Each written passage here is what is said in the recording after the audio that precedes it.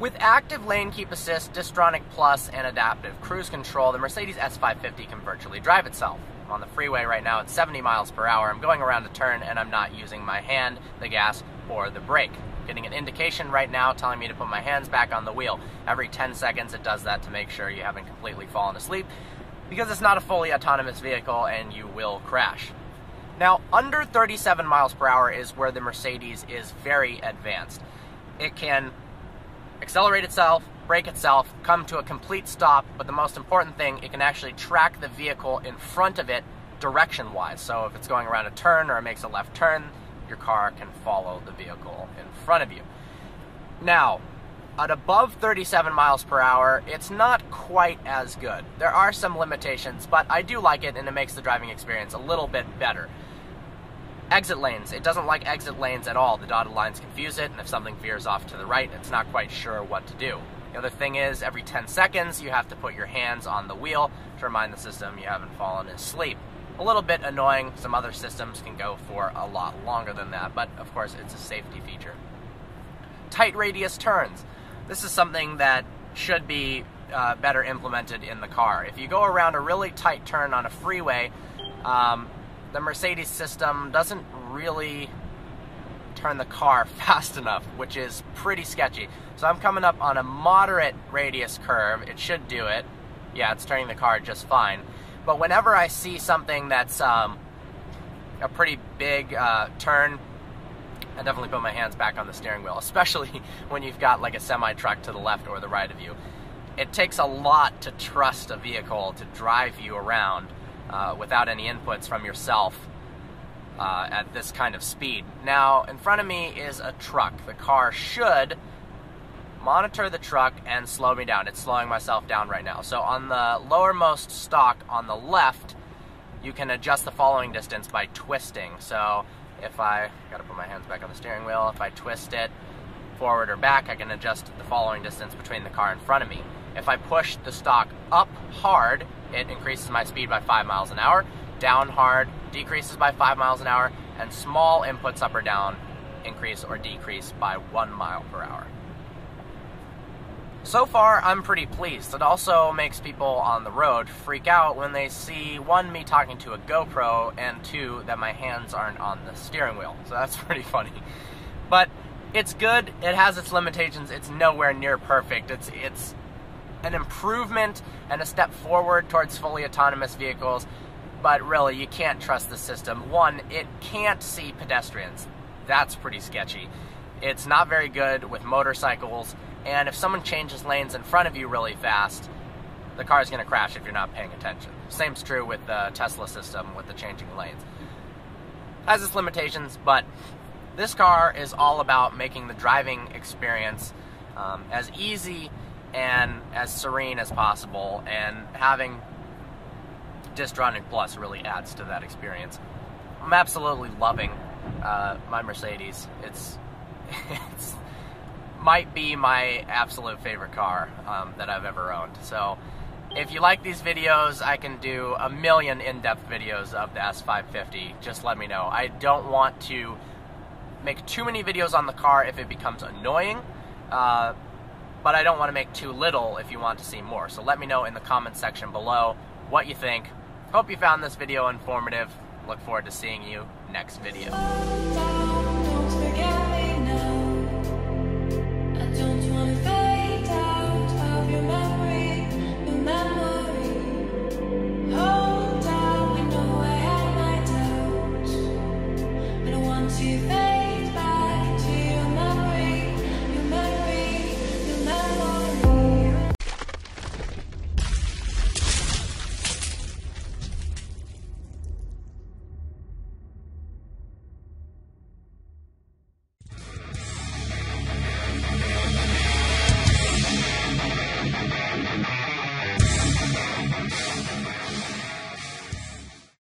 テスラという車は未来の姿を完全に示している。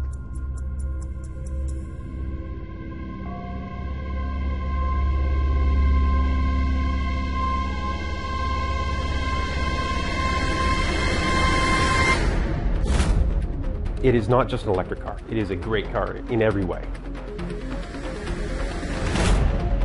やはり既存の車の概念をもう変えたというふうに言えると思うんです。非常にその車としての機能も素晴らしいし、その体を感じされ。テスラのモデル S を一言で言うとエレガント。完成度の高さというか、そうちょっと圧倒的にびっくりしましたよね。やっぱりその今までのその車のイメージとその全然違う。週末に淡路島に来ることが多いんですけれども、自宅宝塚から距離で150キロぐらいですね。余裕持って往復して帰れると。車のデザイン、やっぱりセクシーですね。デザインが一番いいと思いますね。車性能自体がそのソフトウェアでアップデートできるっていうことに結構驚きを感じていて、車っていうものがやっぱり本当に変わっていくんだろうなっていうのをちょっと体験している感じがします。The thing that I found about the autopilot is that it makes driving much more relaxing. 軽井沢と東京の距離が全く距離を感じさせない運転の楽さになりました。I think that electric vehicles are going to become a lot more common in the near future. いわゆる IoT、インターネット・オブ・シングスの端末だと思う。で、乗ってても楽しい。あと室内広いので、子供たち実は喜んでいて。テスラはこの EV 革命ではなくて UI 革命だと思ってます。モーターのそのアクセルレスポンス、ほんならすぐにリニアに反応してくれる車が。これは新しい経験ですよね。車がアップデート先ほど言ったようにされるっていうところと、普通は車って買った時が一番ピークで、あとはどんどん悪くなるもんですけど、やっぱりそれがどんどん進化して、もう全然今現状でも全然不便正直ないですし、間違いなくその時代が切り替わるのを感じますね。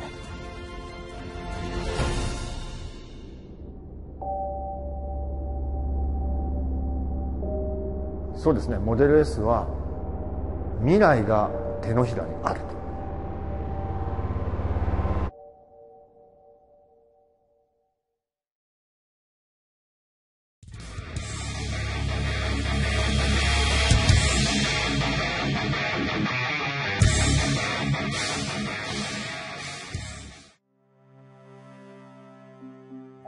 For a vehicle to drive itself, it needs to know where it is in the world, and it also needs to know what's around it. Based on these factors, it needs to be able to make smart and safe driving decisions in the real world. And once you get in the car, you start to get a real feel for the way the technology works and what it's like in real driving situations. So there are a few things that have to happen before the car can safely drive itself. First, it has to figure out its location in the world. So we use GPS, but GPS isn't always that accurate, which is why we rely on our other sensors like the laser, which picks up on details in the environment that help us identify our more precise location. So think of the sensors as the car's eyes and ears, but with eyes that can see far off into the distance and 360 degrees around the car.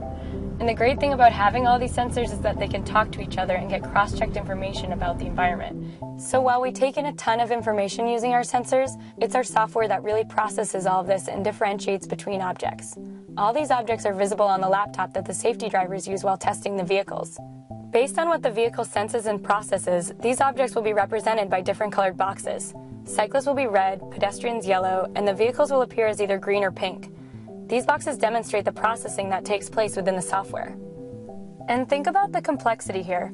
People look different, cars have different shapes and sizes, yet despite these nuances, the software needs to classify these objects appropriately based on factors like their shape, movement pattern, or location. For example, if there's a cyclist in the bike lane, the vehicle understands that this is a cyclist, not another object like a car or a pedestrian, so the cyclist appears as a red box on the safety driver's laptop. And the software can also detect the cyclist's hand signal and yield to them appropriately. When our engineers think about where the car should drive and how, safety is always the top priority. So the vehicle takes into account many things like how close it is to other objects or matching speed with traffic or anticipating other cars cutting in. For example, as a passenger, it can feel a little uncomfortable passing by a large vehicle on the road. Our engineers have taught the software to detect the large vehicles, and the laptop shows them as larger boxes on the screen. As our vehicle passes by a large truck, it will actually keep to the farther side of the lane and give ourselves a little bit more space. We've also taught the vehicle to recognize and navigate through construction zones. The vehicle sensors can spot the orange signs and cones early to alert the car of any lane blockage ahead, and then we can change lanes safely. Another thing that's really important is for the vehicle to drive in a naturalistic way, because when it's natural and the car abides by social norms on the road, it's also safer. For example, at four-way stops, people typically rely on eye contact to communicate whose turn it is. And in our case, the vehicle inches forward into the intersection to indicate its intent. So my role as a safety driver is first and foremost to keep the car, myself, and everyone around me safe. And in addition to keeping the car safe, I also provide detailed feedback to developers and let them know the car does anything that maybe I wouldn't have done personally. Maybe the car wasn't assertive enough in a lane change or wasn't fast enough at a green light. We provide the detailed feedback so they can fine-tune the whole driving experience. By getting out there and driving in the real world, we're getting a better understanding of what exactly it's going to take to improve the safety and comfort and ease of transportation. And that's really what our project's all about.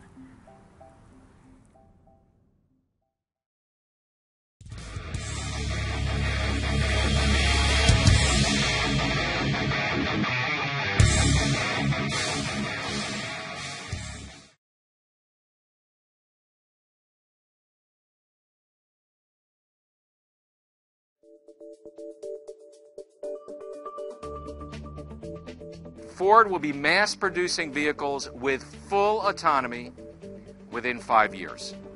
And that means there'll be no steering wheel, no gas pedals, and no brake pedals. A driver is not going to be required. And in fact, we see autonomous vehicles as having as significant an impact on society as Ford's moving assembly line did more than 100 years ago. So when we step back and we take a look how we can make the most difference in people's lives during the next 100 years, we see the autonomous car changing the way the world moves again.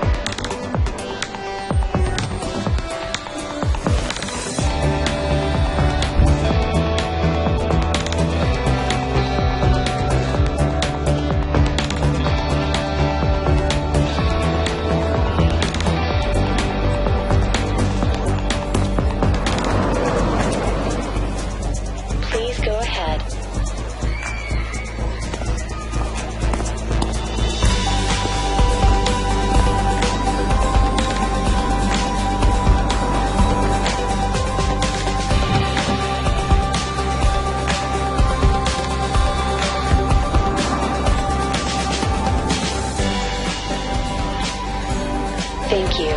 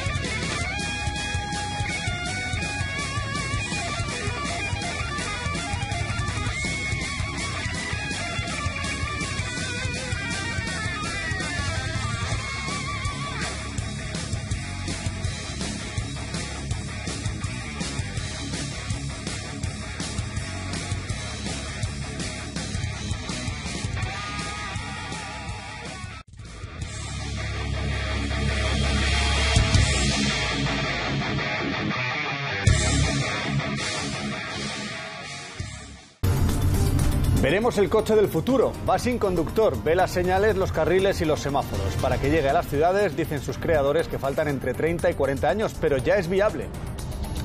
En entornos cerrados como un aeropuerto o una compañía muy grande que quiera mover a sus trabajadores o una universidad, por ejemplo, ya se puede hacer hoy.